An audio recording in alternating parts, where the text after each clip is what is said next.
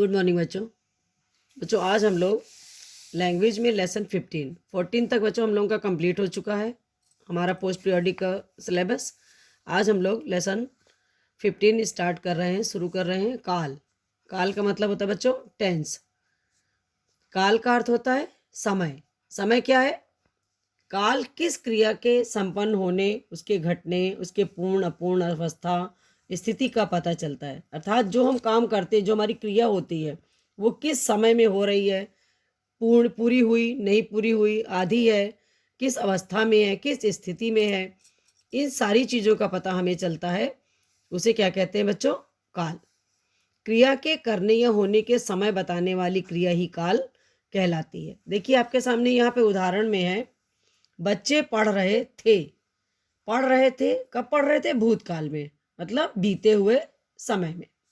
बच्चे पढ़ रहे हैं वर्तमान काल में। अभी जब हमारा समय चल रहा है, ये हमारा कौन सा समय है? वर्तमान काल का समय है। तो बच्चे पढ़ रहे हैं।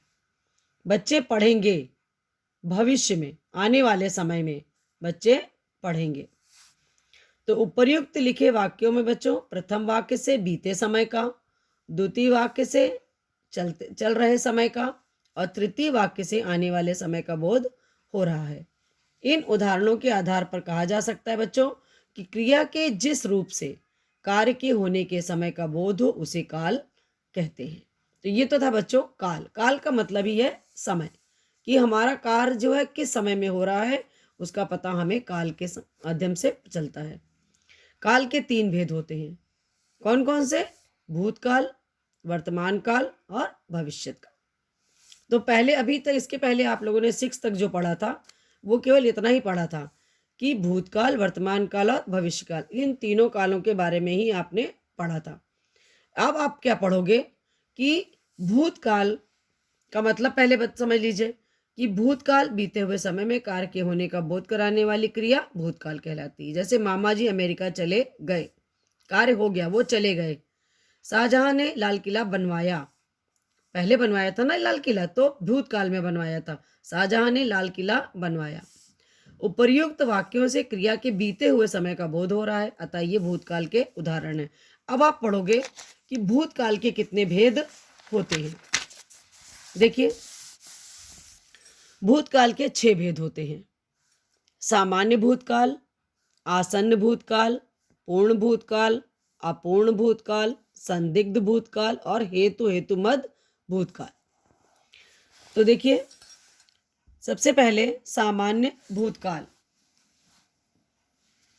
क्रिया के जिस रूप से सामान्य बीते हुए समय में सामान्य रूप से कार्य होता है वो भूतकाल कहलाता है। जैसे रजत ने मधुर गीत सुनाया।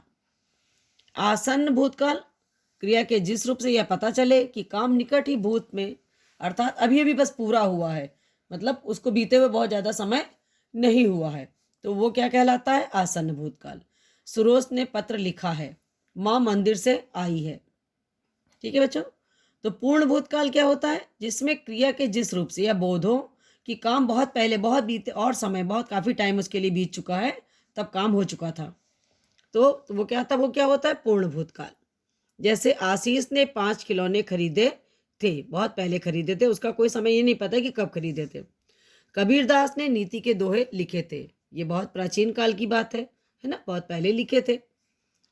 अपूर्ण भूतकाल, अपूर्ण का मतलब ही होता है बच्चों जो समय से मतलब पूर्ण ना हो, जिस क्रिया के जिस रूप से यह पता चले कि जो क्रिया है अभी हमारी भूतकाल में हो रही थी, लेकिन अभी उसकी समाप्ति का पता नहीं चल पाया है, तो इसलिए अपूर्ण भूतकाल। जैसे नौकरानी कपड़े धो रही थी, अभिनव शतरंज खेल रहा था, तो खेल रहा था और धो रही थी, है ना। इससे अभी पता चल रहा है कि कार्य अभी जो है अतीत में शुरू होकर अभी तक पूर्ण न होने का बोध हो रहा है, इसलिए अपूर्ण भूतकाल। संदिग्ध मतलब जहां पर संदेह होता है, तो जिस क्रिया से करने या होने में संदेह हो उसे संदिग्ध भूतकाल कहते हैं। विद्यालय की छुट्टी हो चुकी होगी, दादाजी घर पहुंच चुके होंगे।